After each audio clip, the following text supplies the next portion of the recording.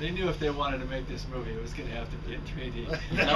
That was a given, you know. So once you got past those givens, you know, it was up to them to solve the problem of how to do it. I mean, truthfully, one of the things that attracted me to this particular production was the challenge of shooting high quality 3D, live 3D, not converted after the fact, but doing high quality 3D on a relatively modestly budgeted film. I mean, compared to Avatar, all movies are modestly budgeted. I mean, we're using the same technology, same methodology, and the same aesthetic approach to stereo space, to how you manage stereo space so you create a good viewer experience, but doing it on a more modestly budgeted film, and one that had an awful lot of technical challenges that Avatar didn't. We didn't shoot one scene that had water in it or climbing or any of that stuff. Here's the interesting thing, you know, Avatar had so many, you know, kind of broad vistas, if you will, that the difference between watching the movie in 2D and in 3D is not that great,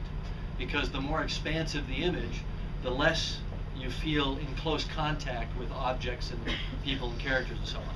So it's the intimate scenes in Avatar where just a couple of people are talking, Jake and Neytiri or whatever, or going through the jungle with close pass-bys of plants and things like that, that were really the most effective in 3D, not the big wide flying shots, the broad canvas stuff, the big battle scenes. So we knew that going in, that the difference between experiencing Sanctum in 2D and in 3D would actually be much greater, because the 3D would constantly be informing you in the experience of watching the movie with the sense of claustrophobia. 3D works best in small spaces. So we knew that the claustrophobia of the film and the medium in which we were working would work together really well to constantly give the audience that feeling. Usually when you go to a movie, your consciousness kind of floats above the film.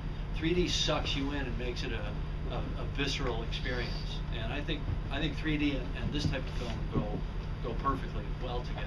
Because the other thing about a survival story is you want the audience to project themselves into the characters and really feel physically present, and then you just ratchet up the tension.